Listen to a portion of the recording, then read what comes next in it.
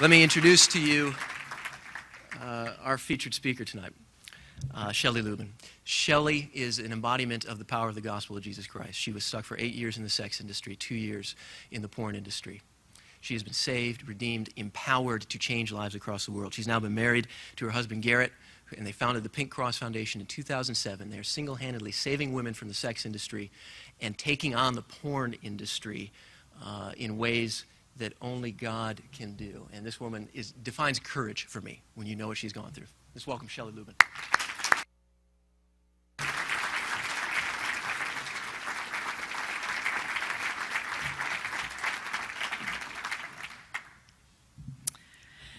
Thank you, pureHOPE, so much for giving me the honor of speaking tonight and for sharing in your awesome celebration of a successful year. Congratulations. And I also want to thank you for your tireless efforts to offer hope to the sexual broken.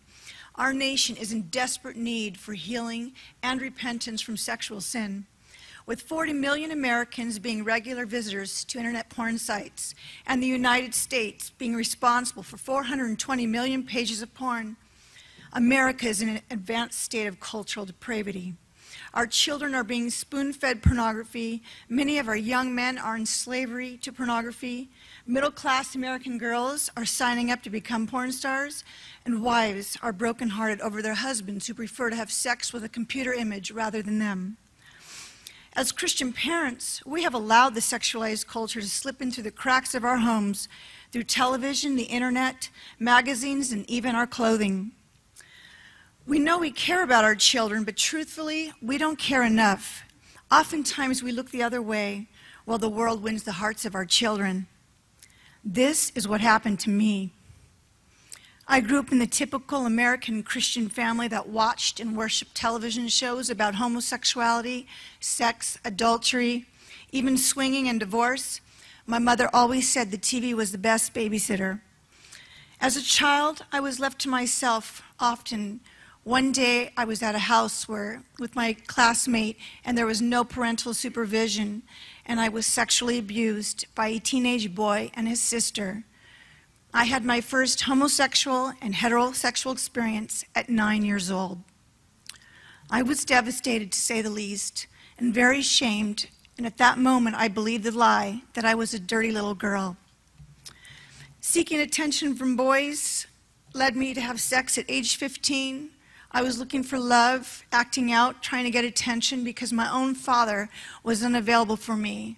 All I ever really wanted was my father to hold me and tell me that he loved me. I began drinking alcohol and going to clubs at 16, smoking pot. I was allowed to do all these things. My parents knew I was involved in sex and alcohol and drugs, but they preferred to ignore the problem while I continued to self-destruct. By the time I was 17, I lost my driver's license for being a reckless driver, and I was flunking out of high school. But nobody cared that I was falling apart. My parents cared more about what other people thought about our family, so we hid the problem. And after I barely graduated high school at age 18, my dad had had enough of my rebellion, and he kicked me out on the street, where I ended up on a curb in the San Fernando Valley, the porn capital of the world. I had no idea. I was only 18 years old, and I was sitting on a curb crying my eyes out when a nice man walked over to me, and he felt sorry for me, and he wrapped his arms around me while I wept on his chest, and I thought Jesus had come to save me. See, I knew Jesus when I was a little girl. I learned about him in Sunday school. But after a few years, my parents stopped attending church, and so we got away from the Lord and our family. But this man was wrapping his arms around me, and it was the first time an older man had done something like that. Not long after, he began to proposition me and say very smoothly, "Honey, you know, you're so pretty, and there's a nice man across the street who'd like to make love to you for $35. I was like, I'm not a prostitute. But after I thought about it, I thought about how my parents were sleeping in their warm beds while I was out on the street, hungry and homeless. And all of a sudden, a voice came to me and said, "Your parents don't care. God doesn't care." And I thought, yeah, why should I care?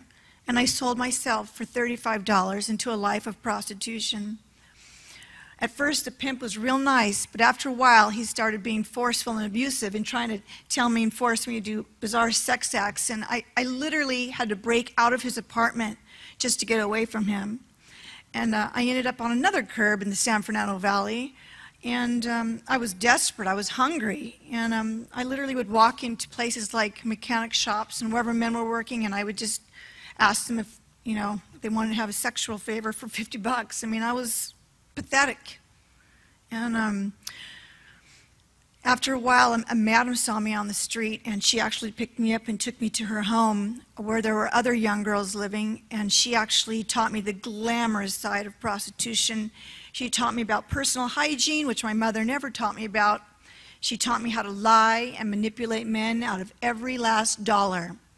And I remember being 18 years old and thinking how pathetic they were, that they needed an 18-year-old girl to act like she really cared about them. And I learned to start hating men at that moment. And the first 14 months that I was a prostitute, I learned the hard way, and I got pregnant twice.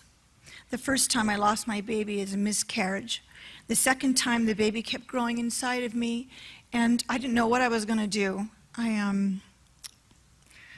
I prayed to God, and I said, God, can you help me? Can you get me out of this? I don't know what to do, and things like abortion crossed my mind, and I thought, there's no way I could kill my baby. There's one value I had left from Sunday school, and that was I could never kill my own baby. And so I kept my baby, and I left the madam, and I went down to downtown Los Angeles and lived in a hotel and started working in strip clubs. I actually stole an ID because you had to be 21 to work in topless clubs. And, I was there for a few months, and at first you're new meat, and all the guys love you, and they're tipping you. But after a few months, you're old meat, and you have to go to another strip club, and you have to move around. And actually, stripping was just as bad as prostitution. Men were putting drugs in our drinks. They were grabbing us, pulling our hair, telling us everything that was wrong with us, what we needed to fix, meeting their demands. And more and more, my hatred for men grew. And after about 6 years of doing prostitution and stripping back and forth, I became burned out. By then I was a major alcoholic and drug user and a horrible mother to my daughter. I would give my 3-year-old daughter a beeper and tell her to wait at the park until I was done doing tricks, and then I would beep her to come home. And my family saw me live this way. They saw their granddaughter suffer, and yet they still ignored the problem. No one came to me in those years that I was a prostitute and stripper. No Christians ever reached out to me and said, "Are you okay, honey?" Clearly, I was a mess, but no one cared. I was just a hooker to everybody. By the time 6 years had passed, I was totally burned out on prostitution and strip clubs. And a porn star came into the strip club and saw me dancing and told me how hot I was and that I should try doing porn. And of course, I was like, porn, Back then, it was in the 90s, and there was no internet, so you didn't know a lot about porn. But it appealed to me because she said porn was legal and you could make like $2,000 a movie. And I thought, wow, that's a lot of money for a burned out prostitute. And I asked her, is it safe? And of course, she assured me that porn people were the cleanest people in the world because they got an AIDS test every 30 days. So I agreed reluctantly, and I showed up to my first porn scene, and it was traumatic. I knew when I walked in, I was walking into something really horrible. And only alcohol and drugs could get me through it.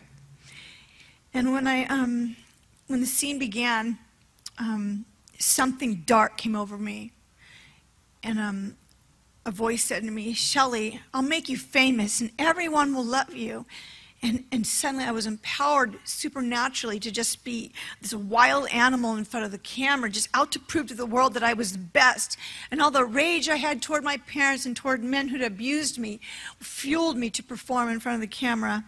And of course, a pornographer is there is telling you, "Wow, I've never seen a girl like you. Oh my gosh, you're going to be the next hottest, biggest porn star. You're going to be big." It was like the male approval I was seeking, and it was like the pornographer became the father I always wanted.